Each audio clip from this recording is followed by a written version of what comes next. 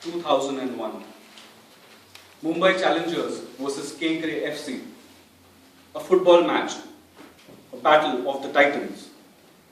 Two teams vying for the championship. They play a game and the ball is kicked into the neighboring compound.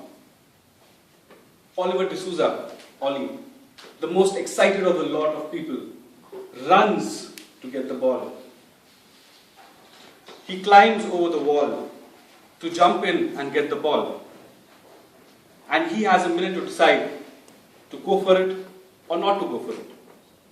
And we all stand back and look while Ollie decides whether he should jump for the ball or not.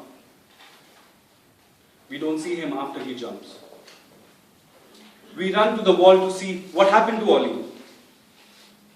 And when we look down, we see Ollie bleeding profusely, in excruciating pain, with a twisted angle and a bar in his right thigh.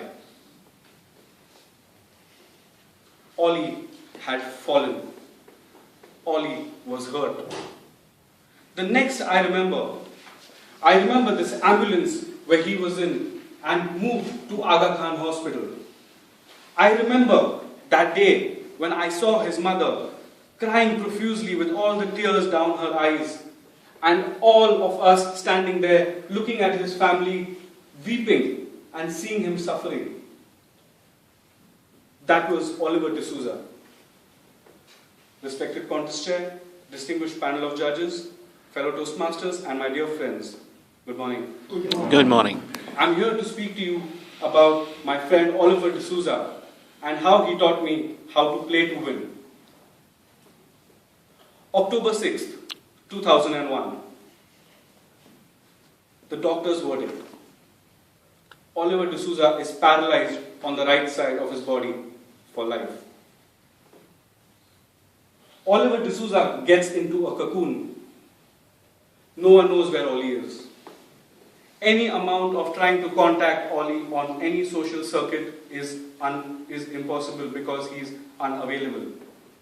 He gets into his shell and no one knows how to contact him. He doesn't want to talk to anyone.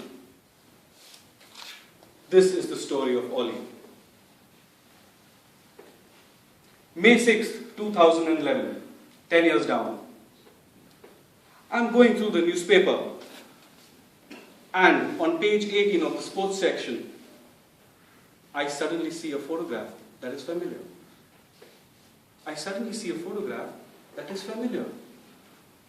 It's Oliver D'Souza.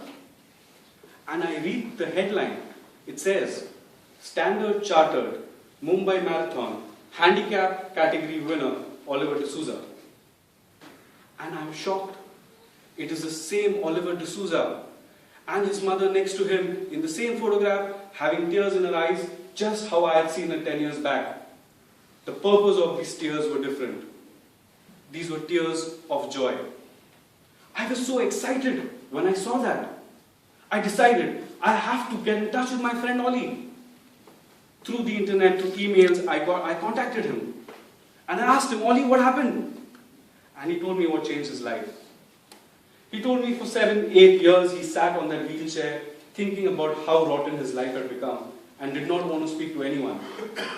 One day his nephew came to him, a small boy, came to him next to his wheelchair and said, Ollie uncle, Mama says this whole cupboard of trophies is yours and you won this during your school. Can I also have one cupboard of trophies next to it? So Ollie says, yes, of course you can. He says, Ollie uncle, will you help me? And that's what changed Ollie's life. He realized that there is a purpose why everyone exists. He thought that he was the Oliver D'Souza, the sportsman, because of a sport. And this is Oliver D'Souza on this wheelchair because of his handicap. And he thought that he needs to dedicate his life to this. And he helped his nephew getting certain awards in his footballing career during those 2 years. And he realized this is what his life is for. And he got out into the open and came back to the Oliver D'Souza we knew. Only this time he was handicapped, but he still made that difference. After I spoke to him, I realized how we can change lives. I used to sit and think about how his journey of life was. To an extent where I remember when I was in the lowest of lows of my life, I used to just picture Oliver D'Souza and think, if he can do it, why can't I? He fought against the odds. Dear friends, success is about perseverance. It's about the will to fight against the odds and fight all the negativities to come over it and move ahead in life. If I have shared a part of my life with all of you today to make a difference to even one person in this audience, it is definitely worth the 5 a.m. coffee that my wife made me today morning while I rehearsed the speech. Over to you.